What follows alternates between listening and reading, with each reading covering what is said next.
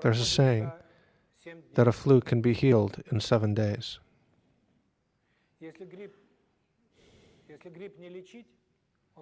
And if one doesn't heal the flu, it leaves in a week.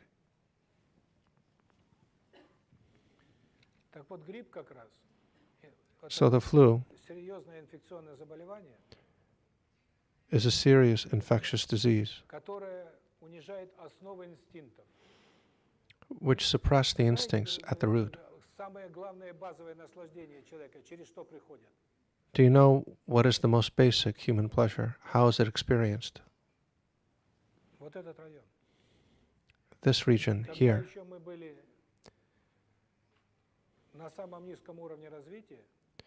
When we were still on the lowest stages of development, the microbe, the amoeba,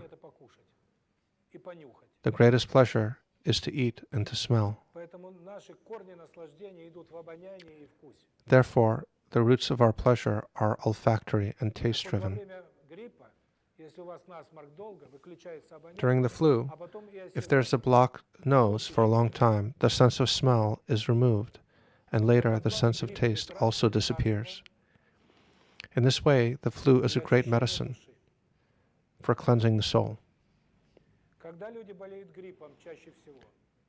When do people get the flu most often? In February. Why?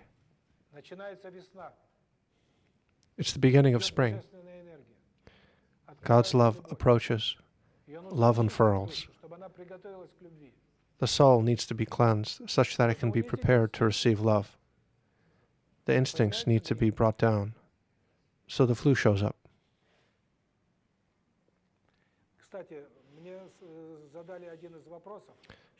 By the way, I got some questions here.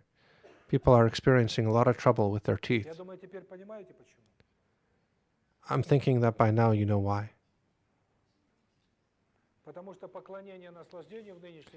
Because the worshipping of pleasure in our current civilization leads to a lack of ability to experience pleasure.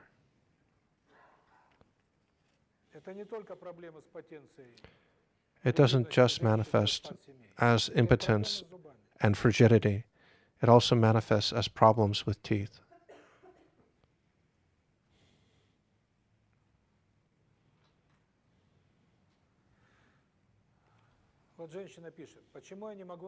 Here a woman writes, "Why can't I find a partner?"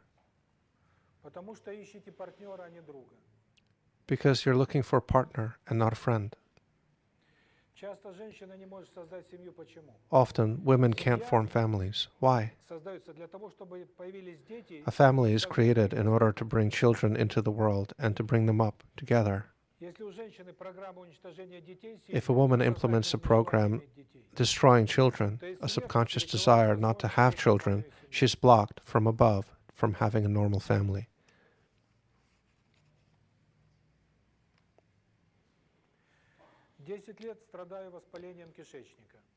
I've been struggling with an inflamed intestinal tract for 10 years.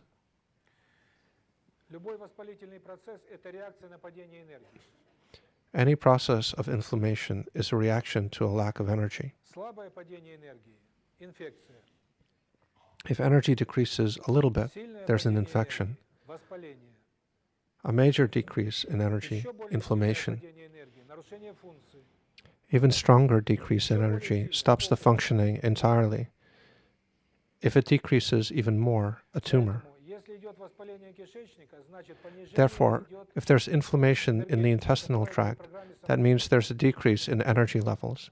This happens when a person implements a program of self-destruction. Why do kids often have stomach aches? Americans have noted 3,000 people were interviewed. If parents fight during pregnancy, then the resultant kids are prone to stomachache. Resentment, judgment, the parents' energy levels decrease. Therefore, the child is immediately affected. They're connected. And the fallout, stomachache.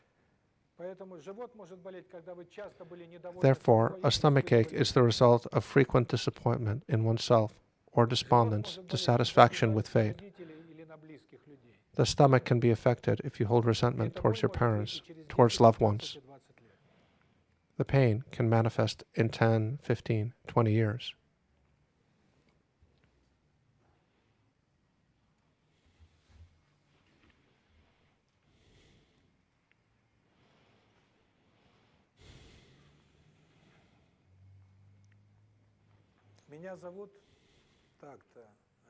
My name is such and such. I live in Barcelona. My chronic illness is connected to my bronchial tubes. The illness drags on for 13 years. I gave birth to 2 boys, even though I was told not to give birth. My question: a month ago, my lungs were bleeding. What does this indicate?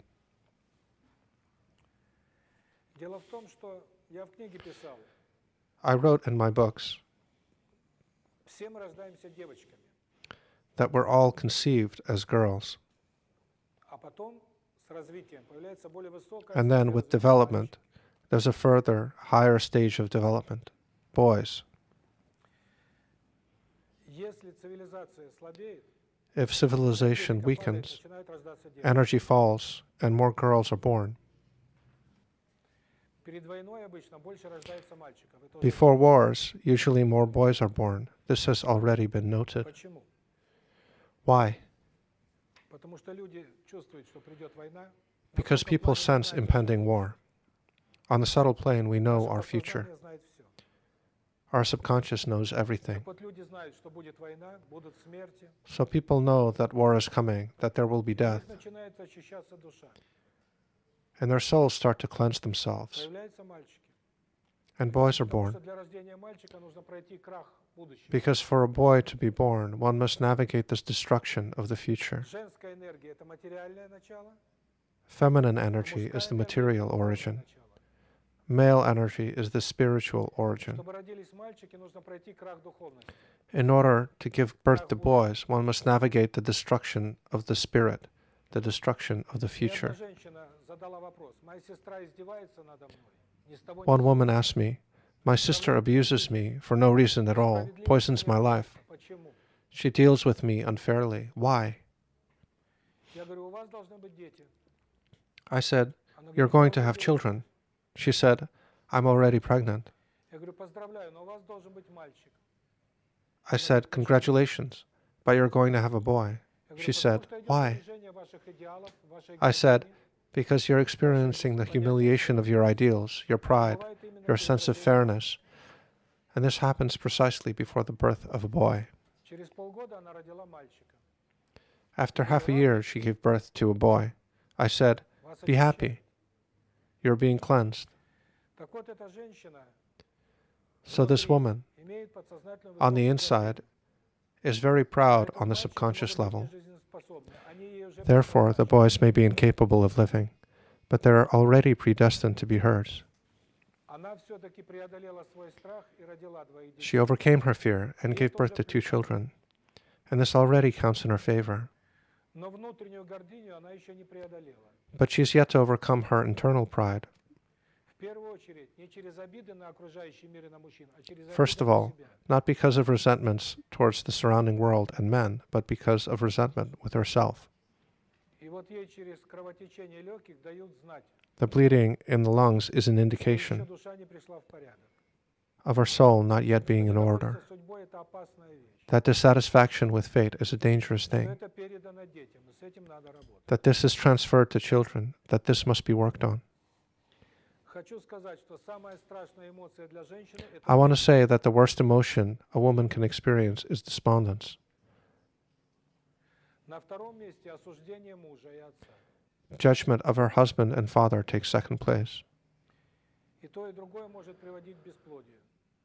Both can lead to infertility. Therefore, I tell many women, better to fight, scream, scratch him, but never hold resentment in your soul. A complaint must be allowed to be said. If you don't like a person, discipline him.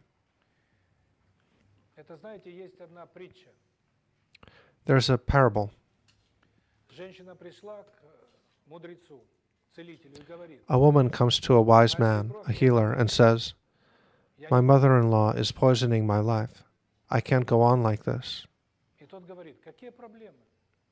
And the wise man says, "What's the problem? Let's poison her."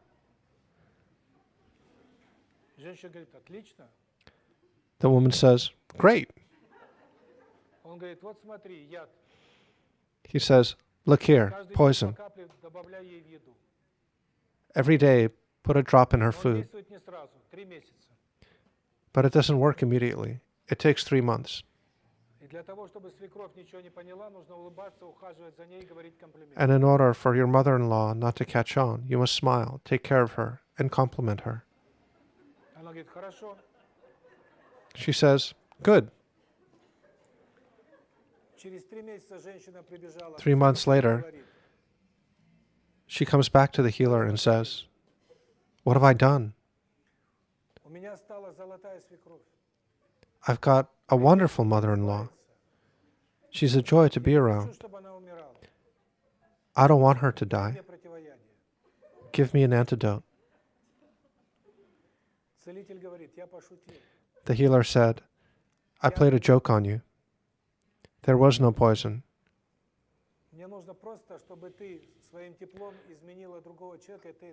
I just needed you to change the other person with your warmth, and you've done this."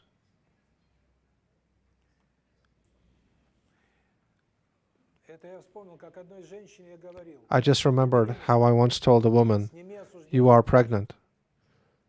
Remove your judgment of your husband." Because I knew what this judgment would lead to, the serious illness of her child.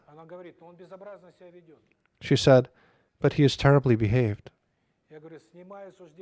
I said, "Remove your judgment and resentment." She said, "I can't." I said, "But you're being cleansed via his behavior." And then I said, "After the child is born, he will be golden. He will be kind, attentive. He'll spoil you rotten.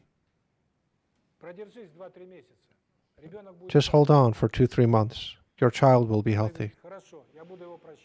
She said, "Okay, I'll forgive him." A year later, she said, "You cheated me. He didn't change at all after I gave birth." I said, "Yes, I fooled you. But now you have a healthy baby." Therefore, if you feel like you can't forgive, give yourself a timeline. 3 months of forgiveness now, none later.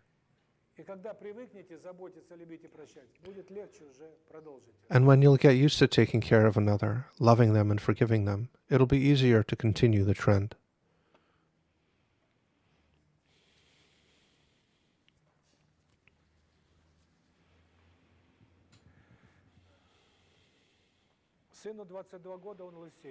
My son is 22 years old and going bald. My daughter has problems with mental illness. She's been to a clinic for treatment. I'm proud, very easily offended, and am attached to material well-being. When a person cannot take pain on the level of the soul, then he implements a program of self-destruction, which can destroy not only the body, but consciousness as well, spirit.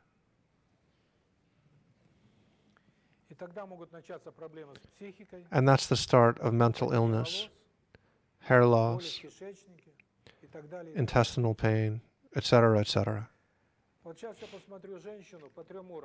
Now I'll diagnose the woman on 3 dimensions. Usually I tell patients whether they can maintain love when the body is made humble,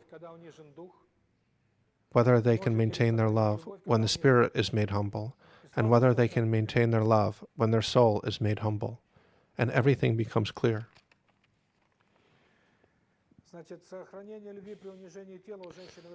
So the ability to love when the body is made humble is high. plus 250.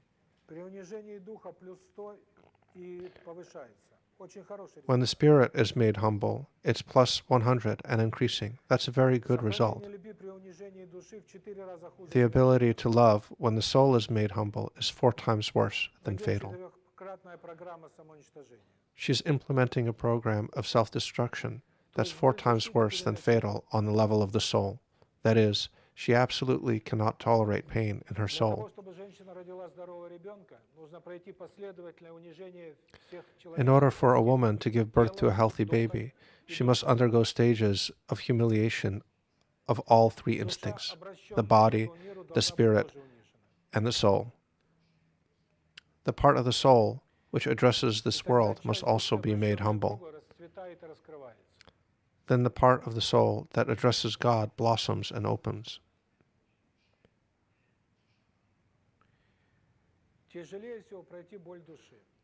It's most difficult to navigate soul pain. It only subsides when one understands that it's administered by God and must be accepted.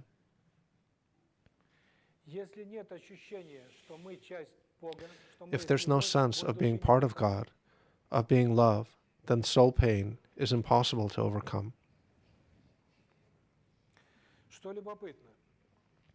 It's curious that when people first started coming to me, I saw that their ability to accept and navigate traumatic situations was negligible. After reading some of the books I've written,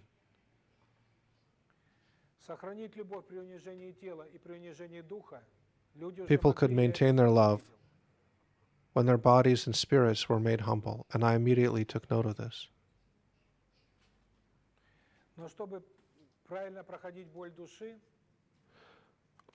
But in order to correctly navigate soul pain, it's necessary to listen to the seminars and read the latest books.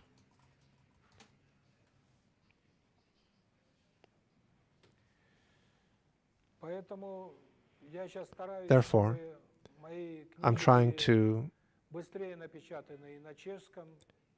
expedite the printing of my books in Czech, German, and Polish,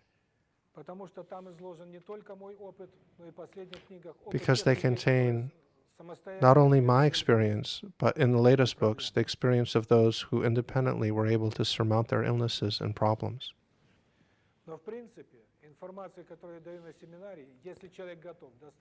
But overall, the information that I give during the course of a seminar is enough if the person is sufficiently prepared. Therefore, the more you depend on yourself, on the feeling of love in your soul, the closer you are to health.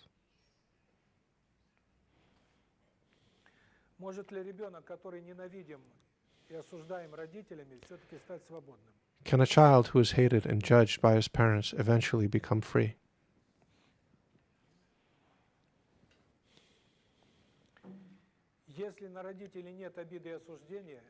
If the child doesn't judge or resent his parents, that is the definition of freedom.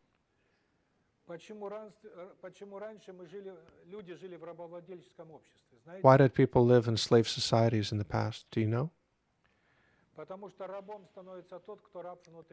Because one becomes a slave when one is a slave on the inside. Internal slavery always leads to external slavery. Earlier, a person would sell himself into slavery if he couldn't repay his debts. And he'd descend into debt when he'd worship his greed, his desires, his pleasures. A slave-owning society preaches an idol-worshipping religion. Christ said, "You are slaves of sin." So in order to stop being a slave on the outside, one must stop being a slave on the inside. One must stop being a slave of the animal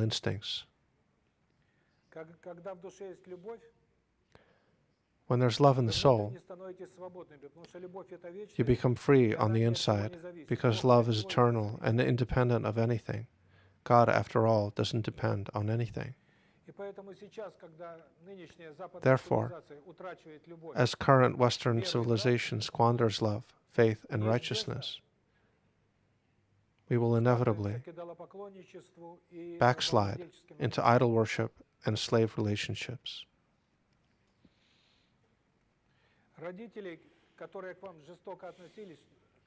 The parents who were harsh with you, you must pity and empathize with them. Nobody ever taught them to be loving. They're poor people.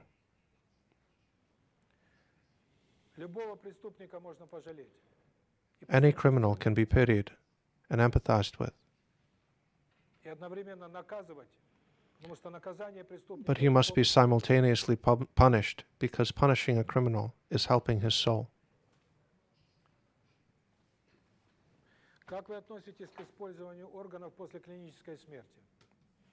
What are your thoughts on the use of organs after clinical death?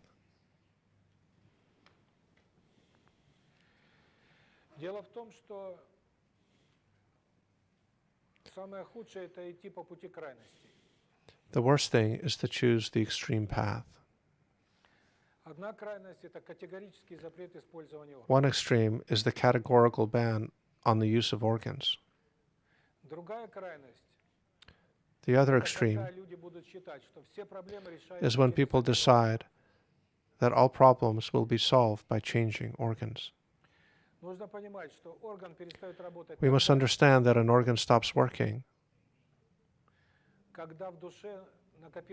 when the soul has accumulated aggression and love has left. Usually, cirrhosis of the liver occurs in alcoholics. But I understood that this is not exactly so. Cirrhosis of the liver happens in those who internally judge the whole world, others, and their own fates.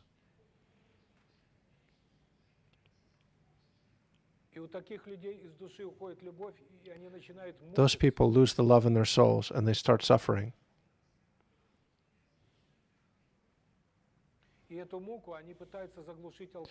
And they try to quell the suffering with alcohol, narcotic pleasure.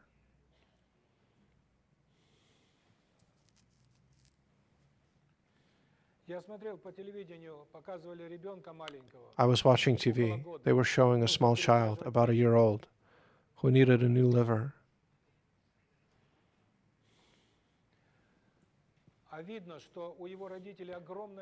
And it was clear that his parents were extremely judgmental of others, of each other, and that was the cause of the liver malfunction in the child.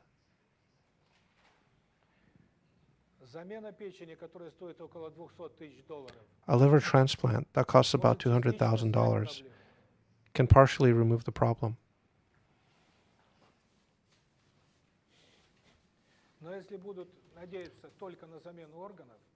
But if the hope lies only in organ transplants, only in physical salvation, the number of people with ill souls will grow.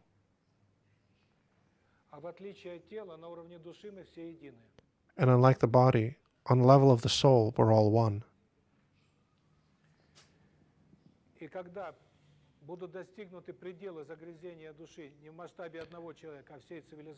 And when the limits of the soiling of the soul are reached, not on the level of the individual, but on the level of the whole civilization, the civilization must die to save the souls.